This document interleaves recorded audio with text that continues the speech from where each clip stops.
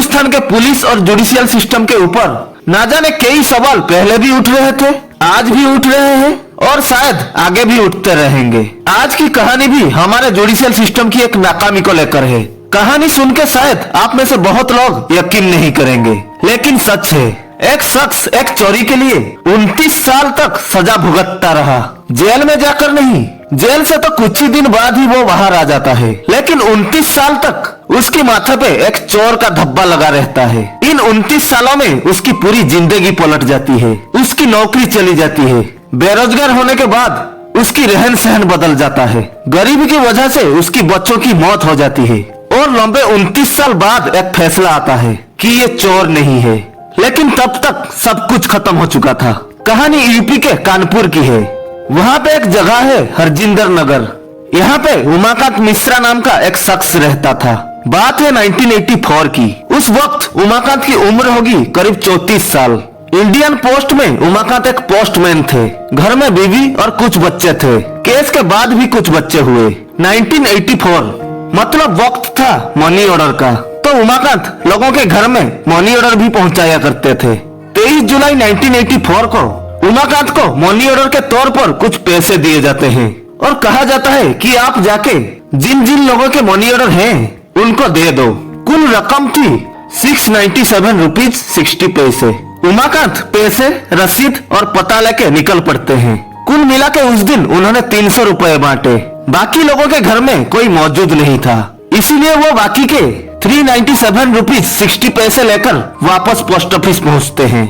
अपने सीनियर को हिसाब किताब देते हैं, रसीद भी देते हैं और जिन जिन को पैसे नहीं दे पाए उनकी एड्रेस और रकम भी देते हैं। ड्यूटी खत्म होता है और वो अपने घर चले जाते हैं। अगले दिन पोस्ट ऑफिस आते ही देखते हैं कि वहाँ का मंजर बदला हुआ है।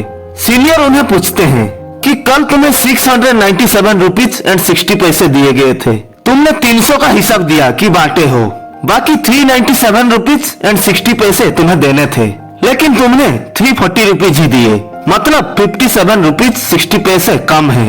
उमाकांत ने कहा कि मैंने तो पूरे 397 रुपीज और 60 पैसे ही दिए थे, लेकिन सीनियर ने कहा नहीं, 340 ही दिए। इसके बाद इंक्वायरी बैठा दी गई। सीनियर ऑफिसर्स ने उसी वक्त उनको कहा कि जब तक रिपोर्ट नहीं आएगी आप सस्पेंड हैं। बात यही नहीं रुकी। उस दिन उसी पोस्ट ऑफिस के पोस्ट मास्टर ने लोकल पुलिस स्टेशन में एक रिपोर्ट लिखा दी। पुलिस ने चोरी का मुकदमा दर्ज कर ली और उसी दिन उमाकांत को अरेस्ट कर लिया जाता है, जेल भेज दिया जाता है। क्योंकि रकम उतनी बड़ी नहीं थी, सरकारी नौकर थे और उमाकांत का पिछला ऐसा कोई रिकॉर्ड भी नहीं था, इसीलिए कुछ ही दिन में उमाकांत को बेल मिल जाता है। लेकिन वो 57 रुपीज 60 पैसे उमाकांत का पीछा नहीं छोड़ते। अदालत की कार्रवाई शुरू होती है और पेशी पे अब उमाकांत का आना जाना शुरू हो जाता है। उन्होंने हमेशा कहा कि मैंने पूरे पैसे दिए थे, मैंने चोरी नहीं किया। लेकिन ना पोस्ट ऑफिस में उनके दोस्तों ने सुना, ना सीनियर्स ने सुना और ना ही कोर्ट ने। खुद को बेगुनाह साबित करने के लिए वकील भी खुद करना था, वकील के फीस भी खुद को देने थे। इधर नौकरी से सस्पेंड, पैसों की कमी, लेकिन बदनामी के दाग को हटाना था, इसलिए वकील रखना जरूरी था। केस चलता रहा। इधर उमाकांत की हालत खराब होती जाती है, अपने भी मुंह मोड़ लेते हैं। समाज में चोर के हिसाब से बेइज्जती भी होने लगी। पहले इलाका छोड़ा, बिना तनख्वाह के घर चलाना मुश्किल हो रहा था। उधर वकील का फीस भी भरना था, इसलिए पहले कानपुर का मकान, फिर खेती की जमीन भी बेच डाली। इस दौरान में टोटल 5 बच्चों में से पहले उनकी 3 साल की बेटी की मृत्यु डायरिया की वजह से हो गई। वो इसका इलाज नहीं करवा पाए क्योंकि उनके पास पैसे ही नहीं थे। इतना ही नहीं, फिर उनके 10 साल का बेटा का मृत्यु टीबी से और 7 साल के बेटे का मृत्यु निमोनिया से हो जाती है। अब एक बेटी और एक बेटा थे। केस चलता रहा, बच्चे बड़े हुए। मुश्किल से लोगों से हेल्प लेके बेटी की शादी की, बेटे को एक प्राइवेट जॉब में लगाया। इस दौरान में उमाकांत ने मजदूरी तक की। 2010 आ गया, 26 साल बीत गए। उमाकांत 60 का हो गए, उनको ऑफिशियली रिटायर कर दिया गया।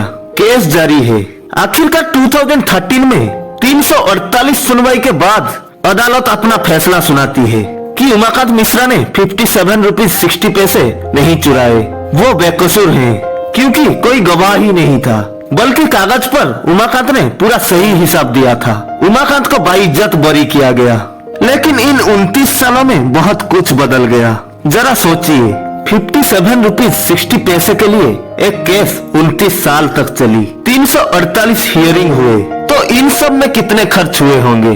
फिर उमाकांत ने अदालत में एक अर्जी डाली और अदालत का एक और फैसला आया और कहा गया कि उन्हें सस्पेंड नहीं माना जाएगा और इन 26 साल का पूरा हिसाब किताब करके जो भी पैसे होते हैं वो उमाकांत को दिए जाए। पैसे तो मिले, वो भी 30 साल बाद, लेकिन उनके बाकी नुकसान को कोई भी दौलत भर नहीं पाएगा। जख्म ऐसे जिनको बयान करते हुए उमाकांत और उनकी बीवी रो पड़े।